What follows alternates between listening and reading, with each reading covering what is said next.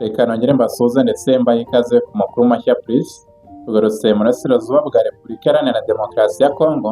ni ku makuru akomeye cyane yari amaze iminsi acaracara asobanura ko MLDP Twirwaneho yaba yarasakiranye na M23. Abangaba bakomeza gukwirakwiza amakuru bita ko ari RDF ndetse na M23, bakaba rero baravugaga ko iyi mirwano yabereye muri Minembwe, mbega ikaba yarasakiranyije ingabo zisanzwe zikorana arizo MLDP Twirwaneho ndetse na AFC M23 bitirira RDF. Gusa iyi Twirwaneho ikaba yaje isobanura neza ko iyo mirwano itigeze ibaho, mbega igaragaza ukuri kw'ibyabayeho, mbega bivuga ko ahubwo ari uburyo bwo kugenda bagoreka amakuru, by'umwihariko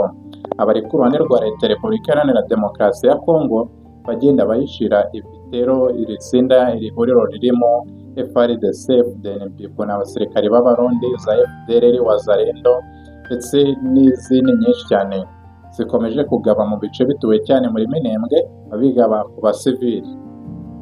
Mu itangazo iyi MLDP Twirwaneho yashyize hanze uyu munsi, Twirwaneho yavuze ko ayo makuru ari ibinyoma byateguwe n'ubutegetsi bwa Kinshasa kugira ngo buyobye ku ibibazo by'umutekano n'ibitero bikomeje kugabwa ku baturage batuye hano muri Minembwe. Ubona ko ari ibitero bikomeje kugabwa by'umwihariko byibanda ku basivile cyane, kubona ko ari bo leta, mbega abarwana ku ruhande rwa leta ya Kinshasa bari kwibasira cyane, dore ko ubona ko ibitero basigaye bagaba muri iyi minsi nta naho babihuriye n'ibirindiro ibyo ari byo byose bya AFC M23 cyangwa se ibya Twirwaneho. Mbega ubona ko bakomeje kwibasira cyane abaturage, ndetse ari no kubereka ko bahisemo nabi kuba batarigeze bamagana Twirwaneho cyangwa se AFC M23 kuba ibarindiye umutekano, mbega kuba yaramaze gufata ibice baherereyemo, bakaba batarigeze bagaragaza kuba badashaka wenda ubuyobozi bwayo, mbega ngo bajye nko mu myigaragambyo. Ubona ko ari nayo mpamvu iri tsinda ry'ingabo zirwana ku ruhande rwa leta zikomeje kubagabaho ibitero bikomeye cyane. Muri iri tangazo umutwe wa MLDP Twirwaneho wagize uti ntabwo habaye imirwano iyo ari yose y'ubwo bwoko muri Minembwe, nta naho ingabo za RDF zigeze zigaragara muri aka gace. Asobanura neza icyo kibazo cy'abakomeza kwita ko RDF iri muri Repubulika Iharanira Demokarasi ya Kongo, mbega bayitirira M23. Asobanura neza ko nta hantu na hamwe, mbega nta gace na kamwe kigeze kagaragaramo abasirikari b'u Rwanda cyangwa se RDF nk'uko babivuze mu magambo yabo. Twirwaneho kandi isobanura neza ko aya makuru ari ukurangaza amahanga, mbega ari icyo agamije, ndetse no guhisha ibikorwa bya gisirikare ivuga ko bikomeje gukorerwa abaturage bo mu bwoko bw'Abanyamulenge, ndetse n'ihuriro bikozwe n'ihuriro rigizwe n'ingabo zirwana ku ruhande rwa Leta ya Repubulika Iharanira Demokarasi ya Kongo zirimo za FARDC,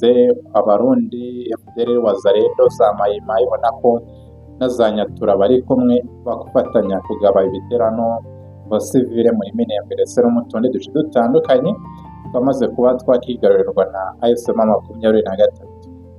Twirwaneho yavuze ibi mu gihe mu ijoro ryo kuwa gatandatu rishyira kuwa karindwi, ubwo ni mu ijoro ryakeye, Minembwe yongeye kugabwaho ibitero bya drone byahitanye abantu 2 ndetse binakomeretsa abandi bagera kuri 7, aho bivugwa ko byose byari byagabwe n'iri tsinda ry'ingabo zirwana ku ruhande rwa leta ya Kinshasa bagaba ku basivile, cyane ko bavuga ko nta musirikare wa M23 cyangwa se wa Twirwaneho wigeze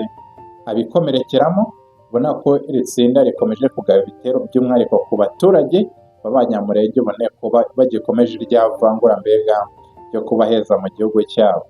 Uyu mutwe kandi wa Twirwaneho ushinja ubutegetsi bwa Repubulika Iharanira Demokarasi ya Kongo kuba inyuma y'ibitero, nubwo uruhande rwa leta y'iki gihugu rutagize icyo rubitangazaho, mbega ruba rwagaragaza uruhande rwarwo niba ari rwo cyangwa se ruhakana aya makuru.